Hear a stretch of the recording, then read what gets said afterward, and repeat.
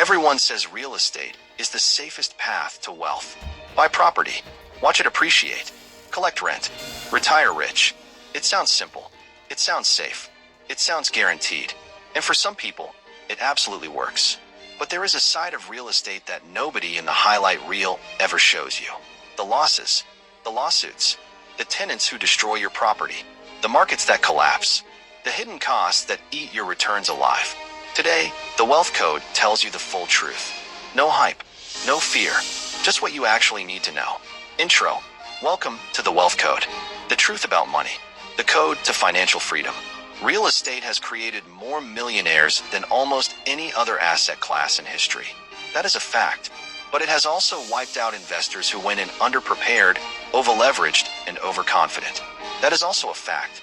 The difference between the two outcomes is not luck. It is knowledge.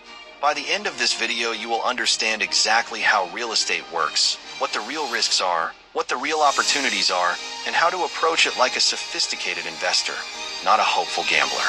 Let's get into it. Point 1. Real estate is a business, not a passive investment. The biggest misconception about real estate investing is the word passive. People imagine buying a property, sitting back, and watching rental income flow in while they do nothing. That is not real estate investing. That is a fantasy. Real estate, especially at the beginning, is an active business. You are responsible for finding and screening tenants. You are responsible for maintenance, repairs, and emergencies. You are responsible for understanding landlord-tenant law in your area. You are responsible for vacancies, months when no rent comes in but the mortgage still does. You are responsible for property taxes, insurance, management fees, and the dozens of other costs that most beginner investors never factor in. The tenant who seemed perfect in the interview destroys your kitchen 6 months in. The boiler breaks in the middle of winter and costs you 3 months of profit to replace. The neighborhood shifts and your property sits vacant for 4 months while you still service the mortgage. None of this means real estate is bad. It means real estate rewards the prepared and punishes the naive. Before you buy a single property, understand that you are starting a business. And like any business, success requires education, planning, and the willingness to do real work. Point 2. The numbers must work, not the story.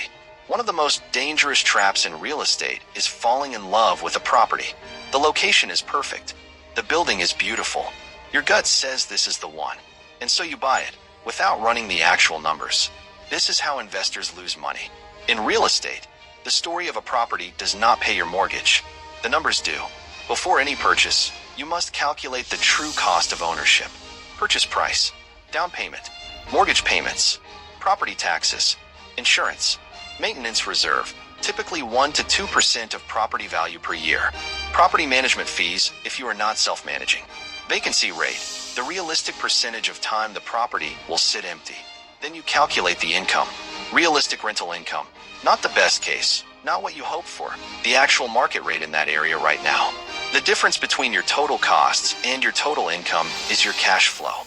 If that number is negative, the property is costing you money every month. Many beginner investors buy cash flow negative properties believing appreciation will save them. Sometimes it does. Often it doesn't. The foundation of sustainable real estate investing is positive cash flow. Properties that pay you every month, not properties you pay every month hoping for a future payday. Run the numbers. Always. Before emotions. Before excitement. Before anything. Point 3.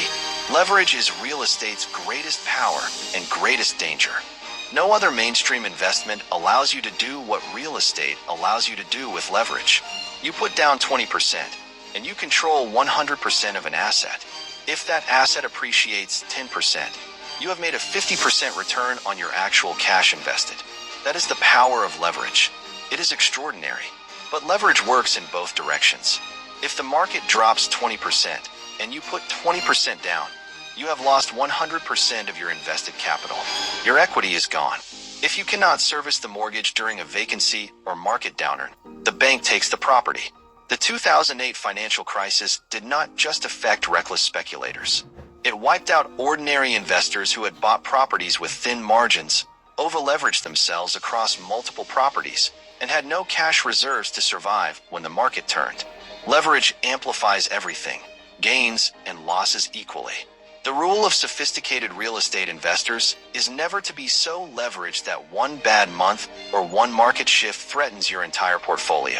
Always maintain cash reserves. Always stress test your numbers against a worst-case scenario. What happens if the property sits vacant for 3 months? What happens if interest rates rise and your mortgage payment increases?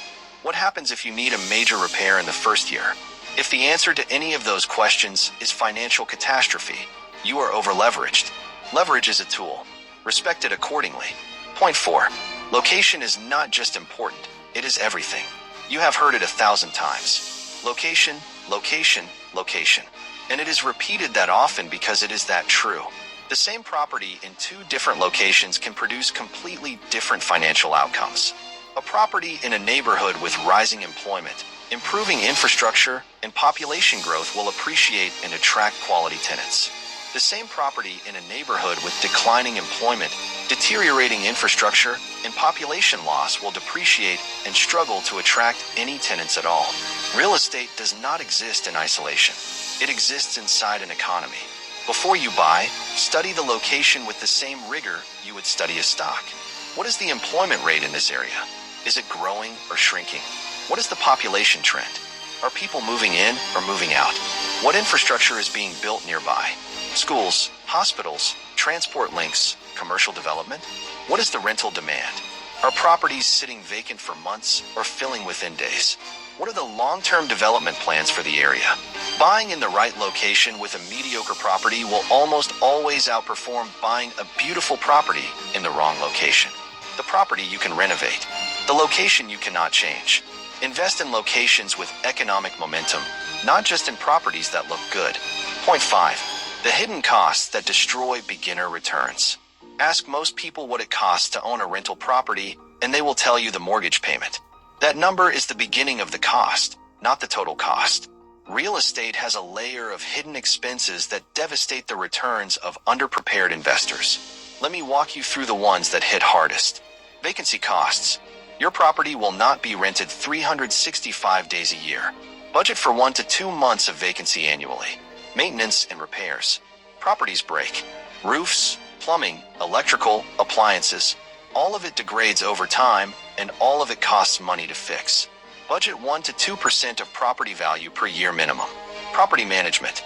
If you hire a manager, typically 8 to 12% of monthly rent.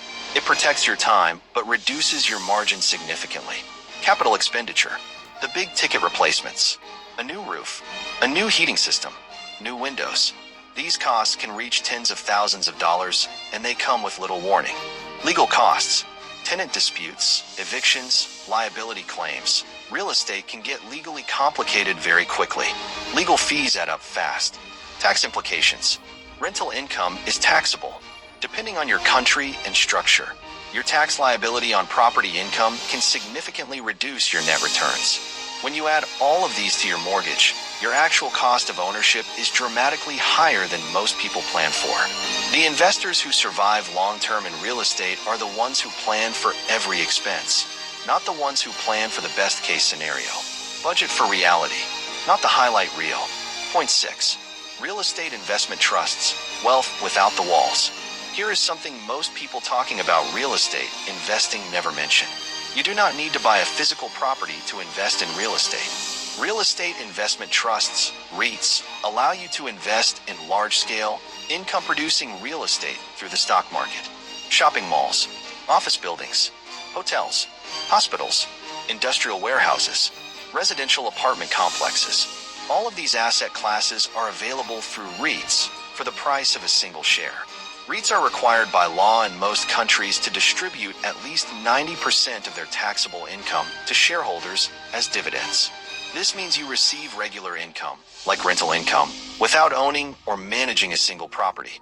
You can start with $50. You can sell in seconds.